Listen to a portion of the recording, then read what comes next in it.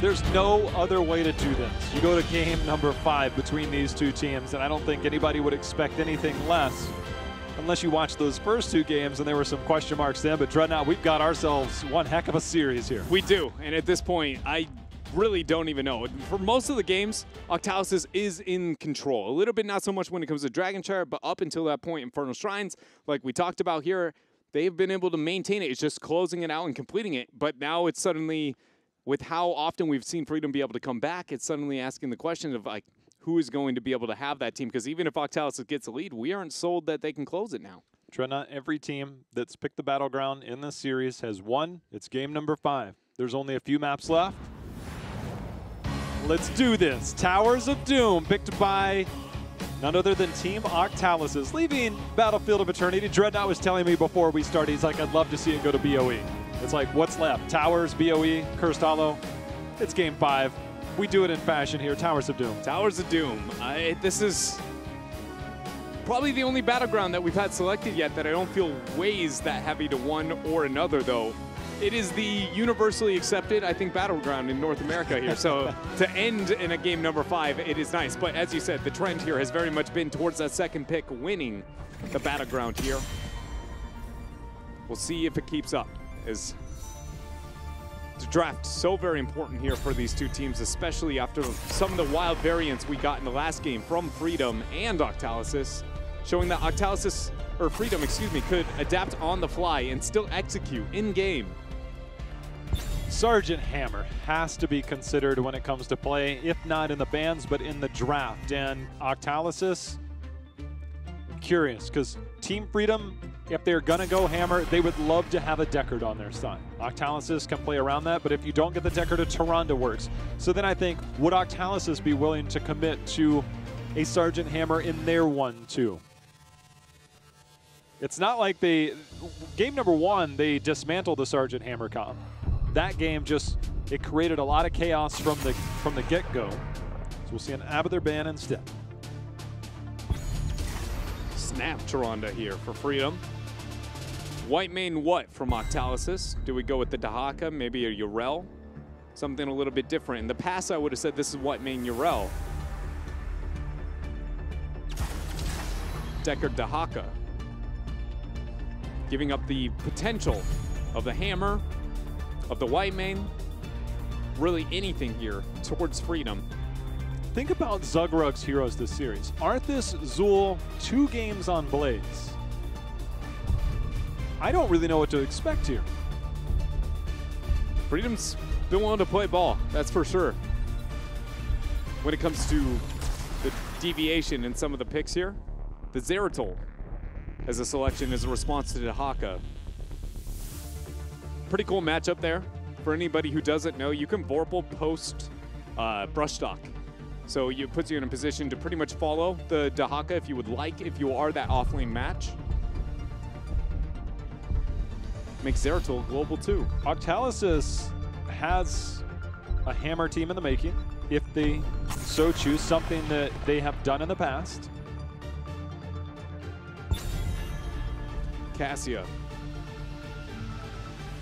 Giving a heavy tell of an off, or excuse me, not an off lane, but a ridiculous amount of auto attacking. Raynor might be that target, but I can't help but feel like it's something other than that. Raynor feels a little too slow for the play of Octalysis to my brain. Especially with the Zeratul pickup, as we get ourselves a white main ban from Freedom. No surprise there. A little surprise considering the Deckard, but overall, in double support, she's been the standout. Sergeant Hammer, if you're going it, it's now. There's no delay with the Deckard. You could always kind of last pick that, I guess, but it seems like if you're going to show your hand, it's going to be Vala, Tassadar, Dreadnought. I think the only thing that made me feel like it couldn't have been the Hammer is the Cassia. Cassia Hammer matchup's interesting. Cassia, in my brain, doesn't trade up well into that. Even though she's got the blind for the autos, she has to walk into his auto attack range where she can't blind for some time. And so it puts it in a losing trade. So I like that we moved over to the Vala, but Octalysis with the double support hyper carry Vala composition into a Zeratul here. It is a little bold as we get the Diablo Phoenix. Oh, this has been the most intimidating draft I've seen from Team Freedom in 2 days of play. I agree. And Octalysis, their draft's intimidating, but not the deviation from what we see from them. It's more of accepting the rest of the meta of North America here so far. What do we get in the last selection? I don't think this is a standard warrior. It's gonna still be that Johanna. That should put Justin back onto the warrior role with the Johanna this time. All of the craziness we saw from last game, that's reserved for last game. This is as standard as we've had all series between these teams. The biggest deviation in this entire draft is you got a Zeratul before the second ban phase, and that I don't think you can say is that big of a curveball. Not right now. No. Ooh, what a series. What as we've gotten further and further, it seems normal, it seems crazy, it seems beyond crazy, and now it comes down to who's the better team. All those pauses, all the drama, it all comes down to this moment. What are your final words before we indulge? All I know is Tempo Storm for tomorrow. I don't think they can feel, look, they're a competent team, they should be competent, but after seeing the performances of today, if you get the best at each of these teams, it's going to be a good matchup tomorrow. Game 5, let's do it. In the blue, it's going to be Team Octalysis, where we're going to have Justin on the Johanna, Goku here for the squad, in fact on the Dahaka, Draded on the Hypercarry Vala, Prismaticism, Tassadar supporting out that Vala, and last is Buds on Deckard Cain. Team Freedom will be your team on the right in red. They've won the last two, trying to make it a full reverse sweep. Collusion will be supporting from Tyrande. Lutano will be on that Phoenix. Zugrug on the front line, the famed Zugrug Diablo. Nasmus on the Yrel. Yoda will be on that Zeratul.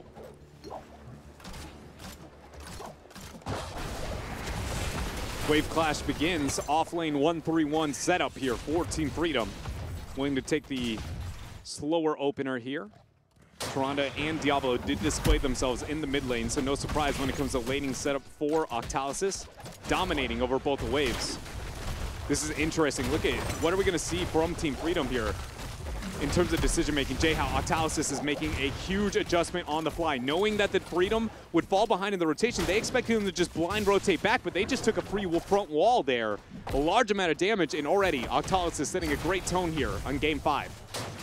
An interesting start. You know that Diablo is squishy in the early game. See if you can take advantage of your wave clear in the early. They've done just that. 1 minute is here. Lutano tracking over. There's the slow in. Buds will try and turn this. See if Zugrug can find an angle to get in. He does not. Lutano will warp out. Goku making his way in. He's going to eat the stun. Should have a drag in a moment. Zugrug doing his best to dodge it. There it is. That's going to be locked down. And Zugrug going to be first blood here. Octalysis making use of that. There is something to be said, though, Dreadnought, about committing your global in the early game. The experience that you get from a hero kill versus the experience of a wave favors a wave in the early game. It does favor a wave in the earlier stages, but Dahaka was able to make his way out, and the Sapper invade makes it worth it. Normally, we see Dahaka's willing to use the brush shock just to get a Sapper invade and denial on a team like Towers of Doom. So in this situation, if they didn't get the Sapper, I agree with you. That is a losing trade. But because they got the Sapper and Dahaka was able to walk out in time, Octalysis did manage to bring themselves back in here just barely and set, again, a very aggressive opener here in the final game. Yeah, you've got to make it worth it. I think without that Sapper camp, it's not. So you bring up a very good point there that they did make it worth it. As we also have Prismat. We've seen this before. It's not that common, but Templars will, the auto attack quest at level 1. Yeah. It's a channel, right? So after 30 seconds, you get the damage increase. After 60 seconds, you get the increased range. So a different approach here for Prismat. It really helps against heroes like the Tyrande to be able to not to escape this situation, especially if Zeratul decides to go with like a wormhole circumstance as well on the back end. His slow really hurts him. Along with Zugrug, you see struggling there as the Horadric Cube comes out. We got 13 seconds from the triple altar phase. Zeratul there, Yoda already pretty low along with Draded as we see the combo go down onto Tassadar. Lunar Flare Going to be thrown out. Nasmith trying to get the cutoff on the retreat here. Justin maybe got to get body blocked by his own team. Prismatic cutting off his escape as the Iron Skin is there. Great kiting, though, knowing he has the dimensional shift, can go out, and Goku picks up top right shots here for the team. Top left will be going over to Goku, too, but the cost of the bottom there, as we see Bala already dropping. Will Justin make it out? The shield there. The auto attacks from Lutano, not enough. Octalysis gained multiple shots. Oh, Prismat got the shield, got the shift out.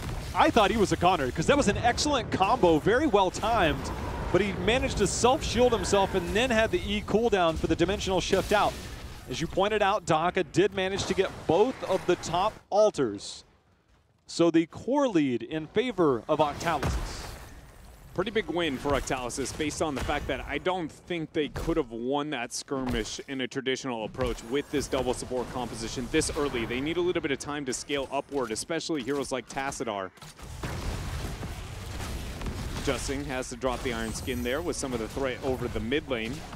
But with no sappers available for now, it's going to be pretty much a dead even trade with only a small advantage to Octalysis based on that clever Diablo rotation, or excuse me, Goku rotation. Lutano broke Ward.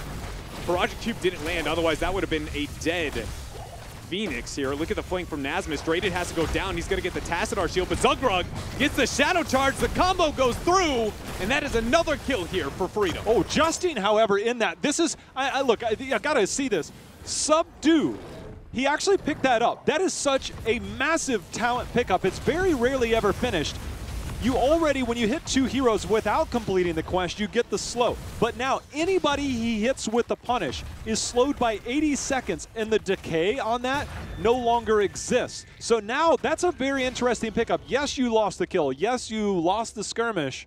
But that's a big pickup. It's almost like a heroic Dreadnought. That's how impactful that 80% slow is anytime you use punish. It puts you, I mean, every time you condemn, those targets are essentially receiving a smaller version of a upgraded level 16 Rhaegar Totem. That's the best way. It's not a 99 snare, but it's so high that it is very much going to set your team back. And the biggest thing is the cooldown pretty short there on the Q out from Johanna. We got the Shrine over mid. Delay attempt there is going to be available with the Scroll of Sealing. Iron Skin already used there for Justin to be able to get the retreat. That's a big cooldown, as they're going to have to rely on Tassadar for the next interrupt. The amount of slows that we've seen Lutano give himself also has gone into combat advantage. The go-to at level 7, allowing him to do more damage to slow targets. So the damage output that we've already seen, Collusion will move forward with the stun. Drayden very far forward. There's some extra damage coming in. Drayden will kite back. Yoda has used the Vorpal. They are committed to this kill, and it looks like they're going to get it. Yoda able to track away Lutano in deep against this team, receiving the healing, staying alive. The blind comes out, and now we see Goku. He's in trouble. Essence has been used, trying to stay alive. But Prisma had a dimensional shift out just to get in a bad spot there, and he is actually going to be able to make it out as we see the kite there and track down onto Goku. He got the burrow, no way. Shadow Charge flip over. The heal's still there. Lunar Flare after the drag. Condemn brings it back, but another kill and a couple shots here now for Freedom as they reside the balance back at the HP on those cores, 32-32. Dread, Team Freedom picking up steam these last two games. The early game favored them on Dragonshire. Things evened out. Team Freedom with 4 early kills. This has not been a position we've seen Octalysis in throughout this series.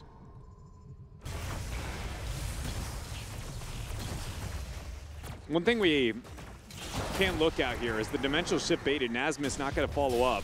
Justin though in a bad spot there. Even if he Iron Skins this, he might not go down there. As we see the Iron Skin, Lightning Breath out. Heal's not going to be there from Buds. Dragon's up landing on a Nasmus afterwards. No leap for a few. They might get enough damage for a kill. Good hammer back, dismount there. And Nasmus able to function. But it's been the, as you talked about, Diablo from Zugrug. One of his best heroes on the warrior line of Team Freedom, but it's Drayden's positioning. He is not respecting these sidewalls very well. Any other warrior, he's probably okay, maybe outside of a Murden, but you can anticipate a Murden differently than you can anticipate because it's 2 abilities for a Murden, it's 1 for a Diablo. I agree with you. He has been in a very aggressive position. It's actually funny because I would argue he's not aggressive enough or too aggressive. One of those two. Because if you play really aggressive into Diablo, you are so offensive that you have nothing to get Shadow Charge against. If he wants to Shadow Charge you, let's do it. I got a vault. Let's go, baby. But he is letting himself get Shadow Charge into walls, and that can't happen. So in or out Draded. One of those two has to happen. Otherwise, this ball is going down. Well, here we go.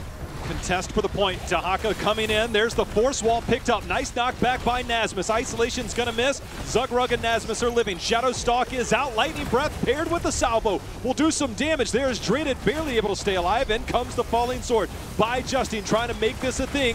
But the VP is enough to isolate Dahaka and Goku will fall. And this is now the third alter phase that Freedom has been able to handedly control the rotations of Octalysis. Yeah, Octalysis maybe got the shot advantage over the first alter phase, J-How, but that was because they forfeited so much on the bottom.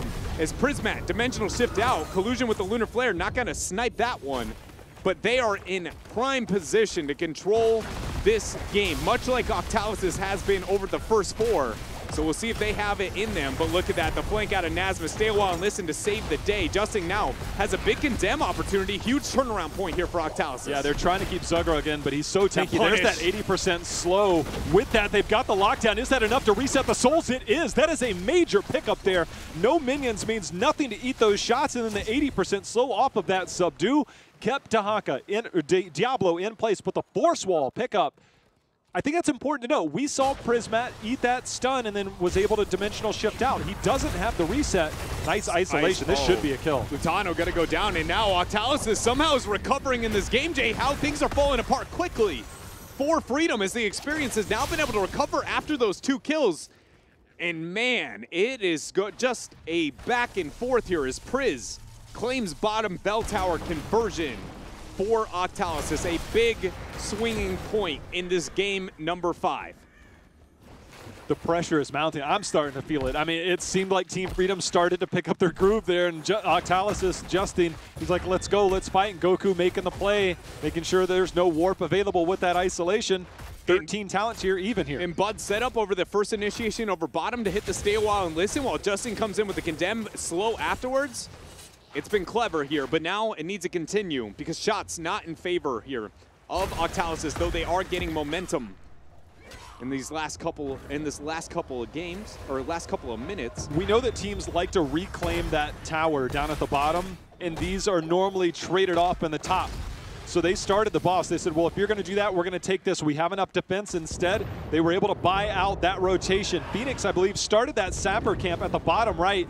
Nasmus coming over. The force wall will give vision to Dahaka. Let's see if they take a fight here. Justin and team, they're on point. This has not been leashed yet. Here comes Zugrug with the backside Dreadnought. Yeah, in comes Yoda. You see Yoda. There's the brush shock out from Goku. Yoda gonna get isolation, but he voids it to interrupt it. There we see the Rain of Vengeance going down. The scroll is ceiling, he walks back into it, and he goes down there. Yoda is dead. The salvo comes out to stay a while and listen, trying to stop that, but the condemn plus the force wall stopping Zugrug. He accepts his fate, throws out the lightning breath, and it might get the cost there. They do get the pick of Justing, but when it's all said and done, Octalysis again furthering their advantages here. They've got to keep control of this. They need to try and clear this. No 16 with the Psystorm, so we'll get the scroll plus the Psystorm go down. Lutano will use his shields, get a few extra autos in, and then warp out. Nasmus will move forward, absorb some as well. The shield from Prismat will keep that alive momentarily, trying to get the lockdown. Lunar Flare in response. The minions start to move in. Joe.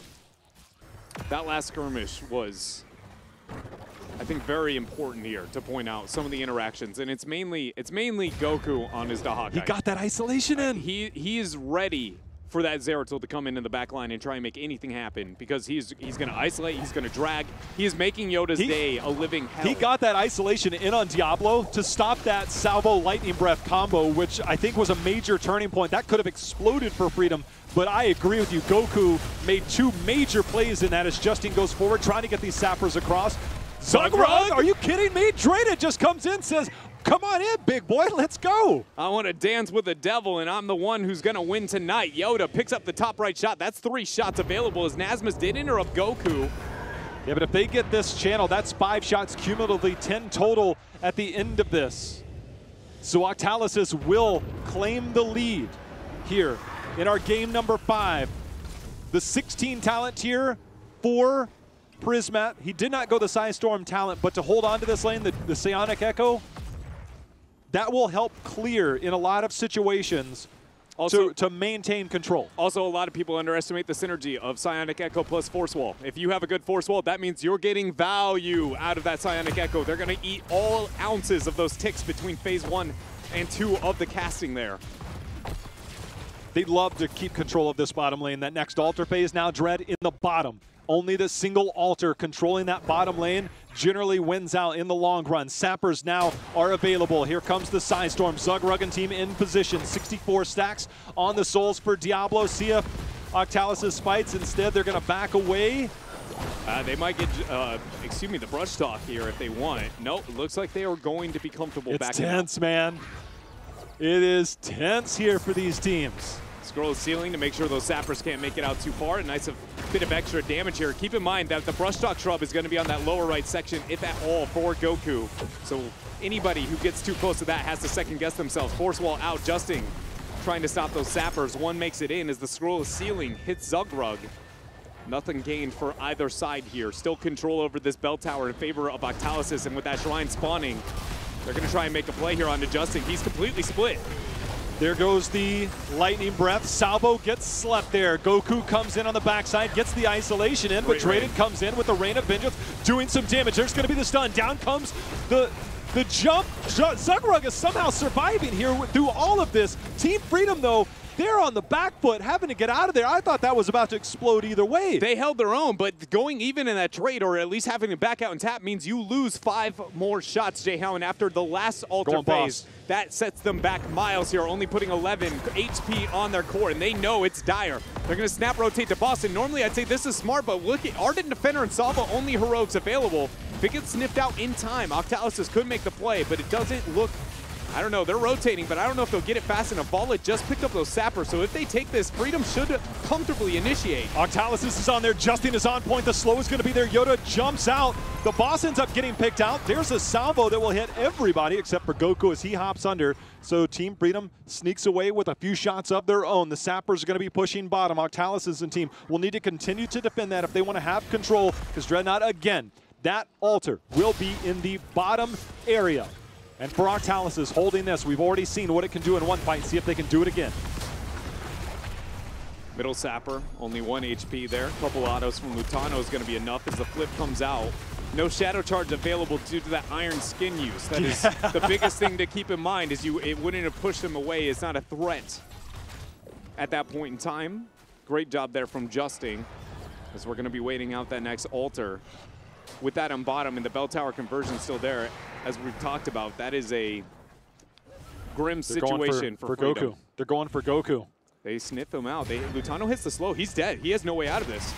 What can they make happen? They can't get to him in time either, even if he burrows. Oh, Force wall? Force wall. Oh my, they get Nasmus on the other side. The Rain of Vengeance comes in, a little bit more damage. No Ardent Defender. No Ardent Defender. And they get it, the 1-for-1. But now 10 seconds away, it's still a 4v4. Dahaka, depending on if this gets stalled out, does have the global available to get into this fight. Yoda, he's lurking in the bushes, will get some damage in onto Buds. The Lunar Flare will miss, but now Yoda, he's in trouble. That's an early VP use. Stay a while and listen, not able to lock down anybody as Zugrug comes in, tries to get one stun, and now Justin forced to walk away. Here comes some damage, but not enough to lock anybody down yet. Zeratul ends up getting the TP over the wall, and he's going to go ahead and start the channel, and it looks like this is Octalysis forfeiting over these shots. Yeah, but they might try and take a fight here, Dread. Yeah, they They're might. trapped in here. There is no retreat point directly to their right, and Team Freedom is scouting that. Lutano takes some damage. In comes the blind. Out comes the salvo for now. Bala has fallen. Drayden, again, gets a shadow charge into the wall, and the one-shot combo is enough to get the damage out. Now, Octalysis has to get on full retreat, and Buds walking away will not be able to make it out. I'm going to say it again. Drayden has to respect this shadow charge, otherwise Freedom will keep recovering here. Again, sticking next to that bottom wall, though, having the opportunity to walk away from it. Great setup there, but now Freedom, it's their game. It's back to even footing, J-How. They have a chance to maybe take control of this bottom lane as double sappers are available, and it seems almost impossible for Octalysis to defend any of these. Zugrug and team already starting. The ones picked up on the right, the ones here on the left, moments away from being picked up. How hard Octalysis chooses to defend this, that probably scares me more than anything right now. Zugrug can rip it. They'll have minions, they'll have the sappers, and they can dive beyond this. I don't think this is a salvageable keep. I just want to remind everybody quickly before the action picks back up here in this game, whoever loses this also loses their hopes of being a BlizzCon champion or even representative for that matter. Everything that these teams have been working for has been for this moment. And now with 22 seconds on the altar, both of them probably feel a taste, a bit of glory, but also it's slipping through their fingers. Nobody really here to defend. Traded comes in, we'll get some damage in. Now they're proxied in here. Goku comes in, he's gonna get flipped over. Zugrug holding point. Yoda continuing to go in. That 16 is starting to amass a lot of damage. You can see on the right side, that's another skirmish going on. See if Justin can get back into this. If this is a trade, it's gonna be there. Nasmus jumps out. Octalysis is starting to get in position as Zeratul gets the channel on the bottom altar. Yoda starting that bottom channel. He will get it. Is the drag not gonna land there after the force wall? Now bottom shots picked up. 6 remain on the core as we see the Condemned coming through here. Double side storm, gonna poke and prod onto Zugrug, but healing up with that debilitating flame. Dread, if anybody dies, the boss is about a minute away from spawning. We're late enough in the game. There's gonna be the charge in, the flip over. Iron Skin will walk away. Here comes, that's gonna zone out Lutano from getting that, but the infinite, but the sleep is gonna be there to deny the salvo, but Justin and team having such a hard time walking away from this. Lutano starting to track down, but Diablo has fallen. Yoda? That's kill number 1. He does have souls. Yoda goes in, he helps confirm the kill. Down comes the falling sword. That's gonna be enough to confirm a kill. Diablo starting to make his way back, but 3 members have fallen on the side of Octalysis. And now 1 HP remain on that core Here comes of that boss, Octalysis. Dread. The boss is going to spawn 50 seconds until Octalysis is going to have their 3 members. Jayhow, this looks as if they are in prime position to close it out. Now 17 seconds, so that means there is 30 seconds for a 2-man defense on a game-winning boss. Octalysis gained control over the first 2 games, and somehow Freedom held on. And now they sit away from possibly closing out this game. The stun comes in, Justin getting low, Lutano trying to confirm this, trying to make it all but over. The damage comes in, the shield is there, Justin has fallen, and now Team Freedom will look to close this out. There is no way anybody can come back and save this, and Team Freedom has secured their date with Tempo Storm tomorrow and keep their hopes of BlizzCon alive. Lightning breath out, stay a while and listen. But after 11 times facing now, Jayhow, this is the one that mattered here for Team Freedom. They move on, as you said, to take on Tempo Storm tomorrow and define who is the second representative for North America. Reverse sweep After 2 crushing defeats. I mean, absolutely obliterated by Octalysis in the first 2 games was Team Freedom. And they came back. And it all goes back to game number 3, a fight that, if they make it to BlizzCon, will be something in the history books for Team Freedom, a 13 versus 16 fight when it was 4v5 to start. And Team Freedom, that's when they fought back, got back into the game, and managed to turn around this series. After having so much drama, quarrel, beef, banter, whatever you want to call it, between these teams, and not having the winning record or even close enough to be like, well, it's a coin toss on either side. This, by far, the most important series that these guys have had against one another. Freedom has got to feel thankful and great about their position now. Being able to shut down the deviation of Octalysis and the momentum they were building, creating, molding in the North American scene, and be able to shut it down. Now the question is do they have what it takes after performing yesterday, now today, and then tomorrow up against Tempo? Do they have that many resources? Because today they said, we didn't show everything yesterday, and you and I were sitting there going like, really, Freedom? Like, how much you got? They were able to handle the best of the best when it came to wild deviation and drafts here, and showed they are the better team. Zugrug's Diablo was enough to really do that, and there are some questionable plays maybe in positioning, but the fact that you have that on your side, you're able to capitalize, you're able to make plays happen, that's what we expect from Zugrug. When he's on, Dread, that's when this team looks their best. Lutano, I think, is one of the best that we got. Collusion, one of the best supports that we have. Yoda, in a supporting role, does a phenomenal job. But when Zugrug is on, it seems like as Zugrug goes with that momentum, boy, that team, the sky's the limit. Yeah. But it's a matter of continuing to achieve that same level of results, because the first 2 games, an Arthas play and a Zul play, very slow, very passive, and then they end up getting dominated around that 13 tier. But when we start to see the more aggressive Warriors, the different style of play, the Blaze, 2 games in a row allowed him to make a lot of plays. it just seems like a different team. Yeah. It really does. And I want to give a huge shout out to Yoda. I feel like not only in the entirety of the series when it came to some of the heroes in terms of what he was playing on, but even in that last game, if we watched the first 8 minutes of it, I was like, I don't know if he's going to pack the punch on the Zeratul the same way he needs to. But in that last skirmish, having the confidence to be like, even if it costs my life, this trade into the double cleave is going to be enough to be able to survive, which also that was a huge counterplay on Freedom's end, or excuse me, on Octalysis' end. They had a really good stun combo, but willing to clutch out that cleave. That was, for me, that's game. The minute he hits that cleave, it goes, that double kill is all he needed to make sure we can snowball this game out. And he had a lot of other plays throughout the entirety of it, but hero pool and how well he performed has always been something that I've been, harping on, and I feel like today, all of Freedom did that, but specifically him really showed up when it mattered. Just still awestruck by how this series played out. After the first 2 games, I think anybody could have said, well, put it in the books. First 2 games and a half, and then you just go, that's the series. Let's just call it a day. I got my bags packed. You know who didn't pack their bags? Lutano. Yeah. We get to talk to him. Lutano, my goodness. How's your heart feeling after that series? It was pretty insane, but as you're saying, I don't have my bag packed yet, but I'm ready to go to BlizzCon, baby. Oh, well, you still got one more to go. We'll talk about that in a moment. But let's talk about this series, because the first 2 games, somewhere around the middle mark, we saw Octalysis. They came out. They gave you 2 solid, tough games in the first 2. We'll put it that way. Game number 3 looked shaky. You guys are down 13-16. You get caught out bot lane, but you turn that fight around, something that we didn't think could happen. What is that like when you're like, oh, boy, it's 13-16. They're coming down. Take me through how that kind of played out. So we were like, this game is pretty much over if we don't take a fight right now.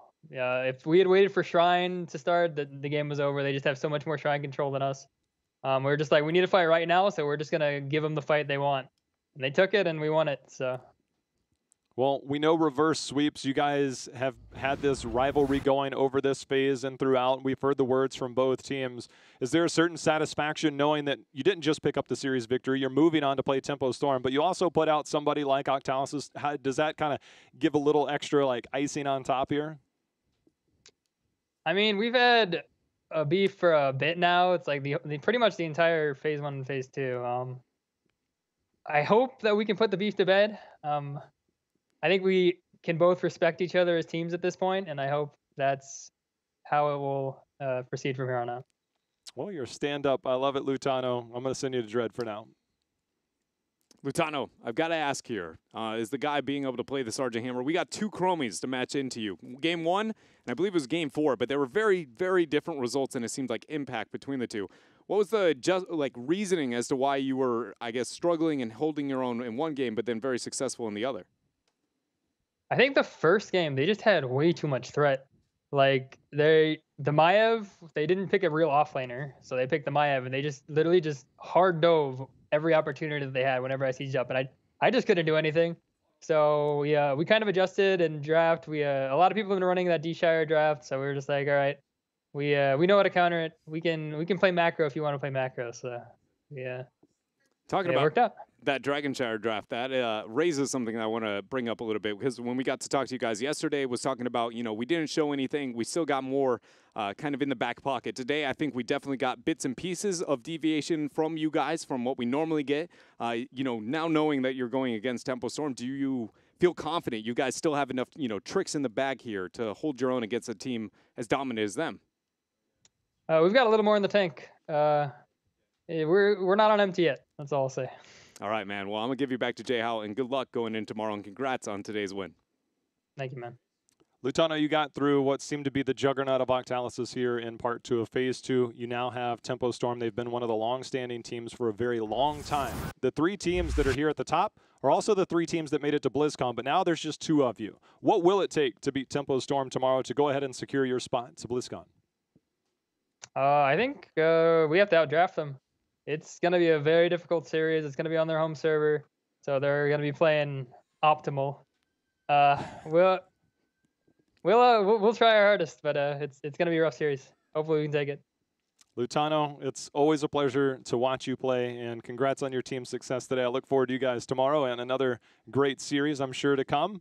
I'll let you get to your celebration, I'm sure, with your team, as you guys probably have a long night of studying to do. The floor is yours for shout-outs. Thanks, J.O. Shout out to my team. They worked their butts off. Shout outs to Levies, our coach. He helps us a lot. Shout out to Team Freedom. They do a lot for us. And shout out to Twitch chat. You guys are awesome. Lutano, appreciate it. We'll see you tomorrow. Thanks. Whew, my goodness. Everybody who was out there, they're watching. They're casually watching. They're like, all right, Octalysis 2-0. 30 kills to 6 throughout the first two games. It's over. They went. They probably queued up quick match, EuroLeague, whatever it is they're on. And they go back and they check their Twitch again. They're like, wait, why is this series still going? Oh. For all of you that clicked away, this is Heroes of the Storm, where anything is possible. Team Freedom came back on their battleground with Infernal Shrines, their go-to. They finally picked that, had their map picks, played their style, got back in, and then that last game, Dread, was just a knockdown, drag-em-out fight. These teams going back and forth, and Team Freedom came out on top. It's just one heck of a series. I'm glad we got to experience that today. And I find it even more beautiful in the fact that with the level of play that we got here from Team Freedom, when we look at the entirety over the year of the archetypes of playstyles from Tempo Storm and Team Freedom, I feel like there's not much difference when you look at it. Very macro-oriented for the most part. Pretty good team fight capabilities being drawn in there.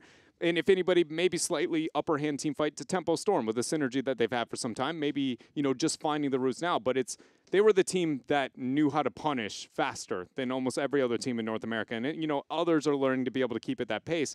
But now Freedom, you can tell, is finding themselves and how to punish those type of mistakes enough to be an international competitive team. So has the maybe master level team that has been there for some time, and now the newer one with a very close play style. What does it look like when we get the student and the apprentice, you know, kind of battle, I guess, between these squads? It's going to be awesome. We've got one more day, one more series, and only one team that will be going to BlizzCon. We're going to find out tomorrow. That's going to do it for us tonight. We'll see you guys back tomorrow.